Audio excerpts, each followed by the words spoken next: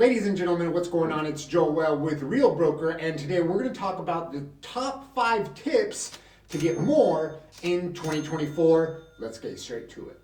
Number 1, get to know people. This rule is about moving beyond seeing sales as a game and instead focusing on connecting with people and understanding them.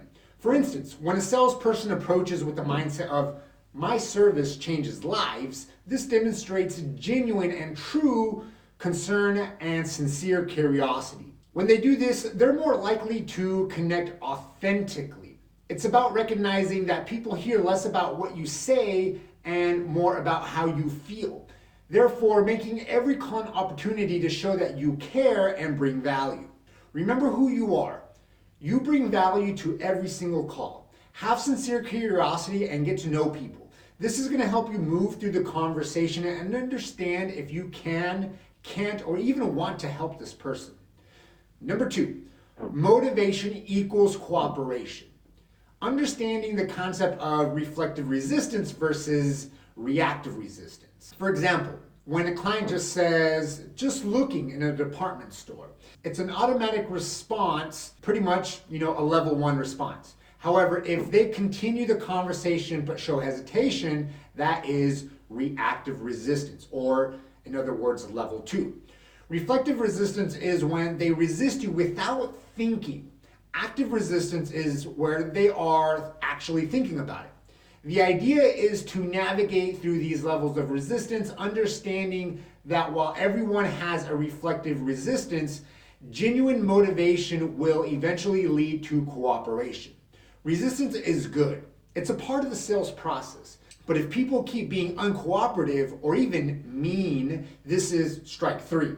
There are way too many people to work with. If they're motivated, they will cooperate to some extent. You need to be curious enough that you can shift through the resistance and ultimately find out what's really going on. Can you help them? Maybe you can't. Maybe you don't want to. Rule number 3, they need to have reasonable consideration. Now, this involves assessing the reasonableness of a client's expectations, particularly in terms of pricing. For example, you could use tools like Zillow, Realtor.com, Redfin, Trulia to gauge a property's market value.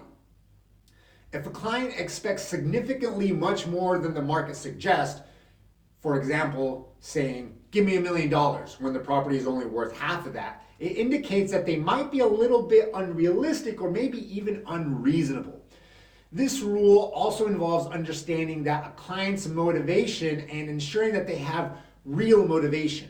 Even if they're a little bit high on price but have real motivation, you can still move them towards the end result. Remember rule number 2. Even if they're a little bit unreasonable with price but are highly motivated, you still have a chance of having a conversation about getting the property sold and helping them out.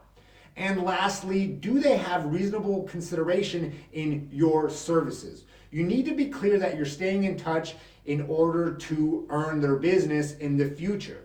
You want to bring value so they can consider your service over another agent.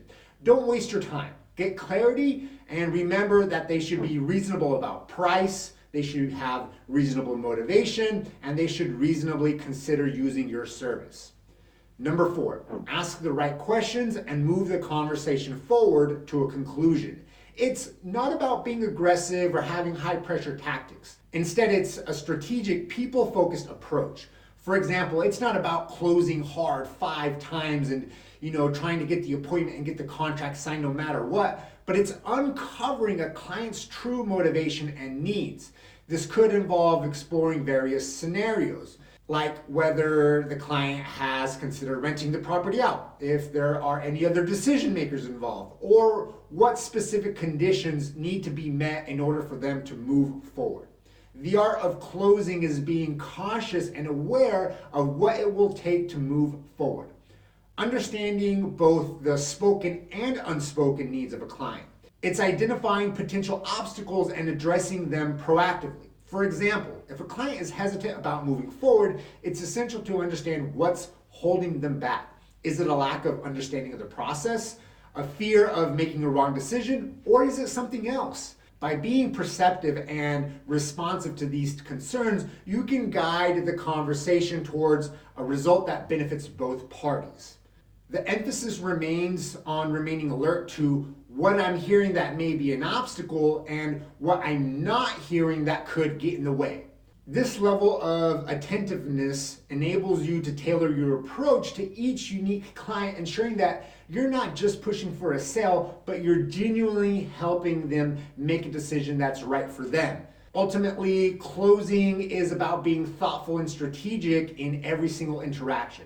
It's a commitment to understanding the client's perspective, their needs and concerns, and using this understanding to guide them towards a decision that aligns with their best interests. This approach not only leads to a successful sale, but also builds long-lasting relationships and trust with your clients. Number 5, my personal favorite, fortune is in the follow-up. This rule emphasizes the critical importance of a consistent and strategic follow-up in the sales process. A significant portion of a successful sale doesn't come from the initial contact, but from persistent and thoughtful engagement over time. For instance, the average number of conversations for a conversion to an appointment is 7 contacts. This statistic underscores the necessity of not giving up too soon. If you've only reached out to an open house lead 3 times, you're likely to be missing out on a potential opportunity. Effective follow-up involves more than just repeated contact. It's about creating a system that allows you to track and manage your leads effectively. Even if you don't have a CRM, you can use folders to organize leads and ensure follow-up is thorough. Remember, some sort of system is better than nothing. Remember the importance of personalization and attention to details in the follow-ups with meticulous note-taking. By recalling specific details from your previous conversation, you can strengthen the relationship and demonstrate genuine interest and commitment to your clients.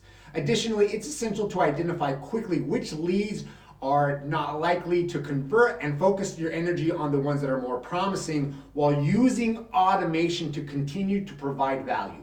That's key. I'm going to say that one more time. While continuing to use automation to provide value.